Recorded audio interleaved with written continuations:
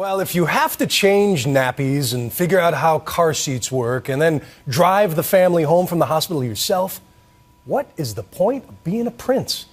William the Conqueror might have scoffed at such subservience from an heir to his throne, but 900 years later, William of Cambridge melted hearts today with his debut as a DIY dad.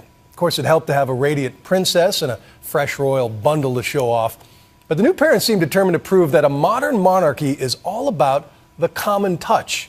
Here's ABC's David Wright. The proud parents are still getting used to this huge new responsibility. The baby who would be king, our first glimpse. Got him, she mouthed. Mind his head. Their royal highnesses playing it humble, showing the common touch. He's got a good pair of lungs on him, that's for sure.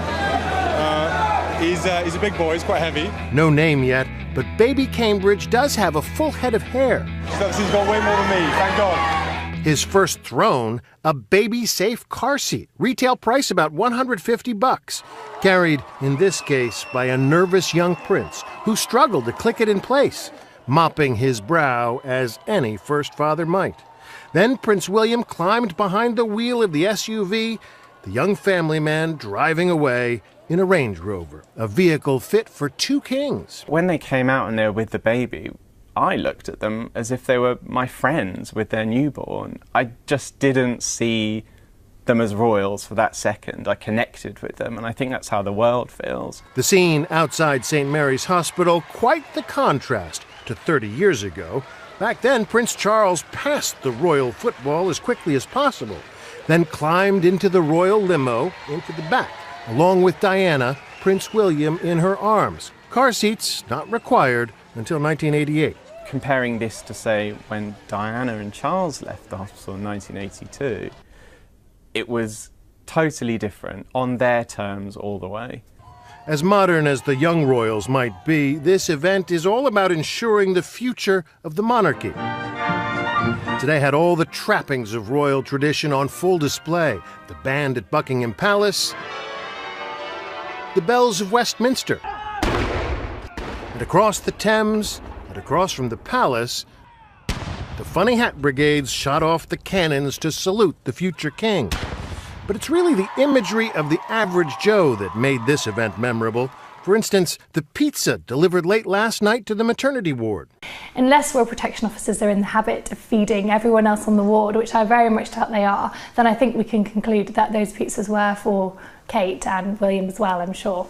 And there was the fact that today, when the grandparents stopped by for a visit, it was Kate's parents, the commoners, who had pride of place. The Middletons went first, traveling by taxi to meet their royal grandson. Oh, they're both doing really well, and we're so thrilled. How are the parents doing? Fabulously. Only after they'd had their visit did the Prince of Wales and the Duchess of Cornwall stop by, the first in line to the throne meeting the third. 3 kings and 2 queens in one hospital room. In Vegas, they'd call that a full house. Indeed, the young royals have made it their task to make themselves relevant. William's day job, flying a search and rescue helicopter. His brother taking up arms in Afghanistan one day, partying in Las Vegas the next. Relatable royals, princes of a realm that has hosted the Olympics, won Wimbledon, and won the Tour de France this year. Not a bad year at all for the Brits. And the new baby gives the country one more thing to take pride in. That was the mood tonight at the Duchess of Cambridge, a pub named after the princess. Prince William is very sexy. There's nothing hotter than a nice, attractive man holding a newborn baby.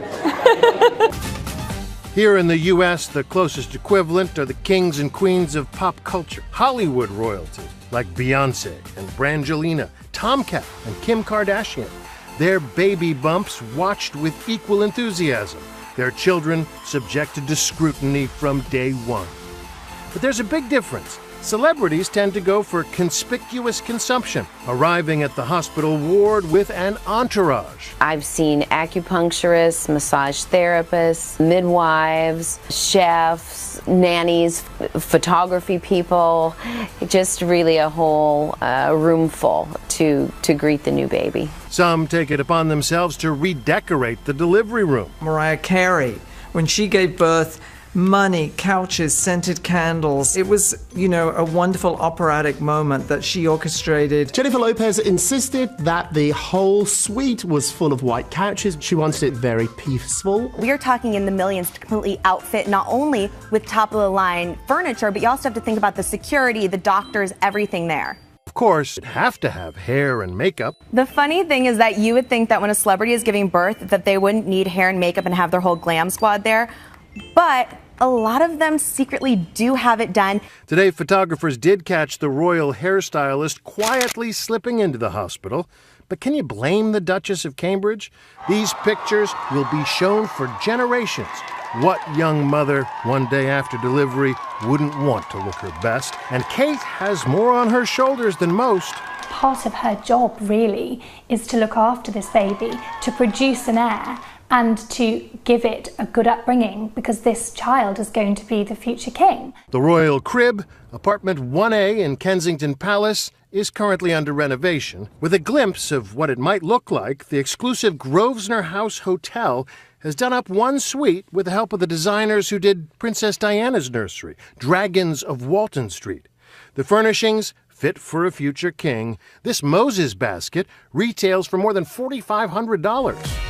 Hollywood royalty also tends not to make do with IKEA. Jennifer Lopez is known for being over the top, so I don't think it came as a surprise to anyone to find out that each crib for her twins cost over $1,400. Beyonce's nursery for Blue Ivy reportedly cost $1.5 million. When Beyonce and Jay-Z were ready to decorate Blue Ivy's room, you have to look at them and think, what is going to be different and unique in this room? Well, they've topped the list. They had over $600,000 spent on a rocking horse alone. The next order of business for the Royal Bundle of Joy, coming up with a name. And chances are it won't be Blue Ivy or Blanket or Apple or Suri. I think they probably would have chosen North, but now Kim and Kanye have chosen it. I don't think they will go with that. I think they'll feel slightly gazumped on that. So I think they'll probably go, I think we can safely say they'll go traditional. George or James seem the most likely first names, but this little guy will certainly have more than one. His dad's full name is William Arthur Philip Lewis. The baby will have a mouthful too. We're still working on a name, so we'll have that as soon as we can. But it's the first time we've seen him, really, so having a proper chance to catch up. As they catch up, the world will be watching for updates. In a way, the royal family is the world's most glamorous reality show, played out in real time over the course of centuries. The show just got a new star. I'm David Wright for Nightline in Hollywood.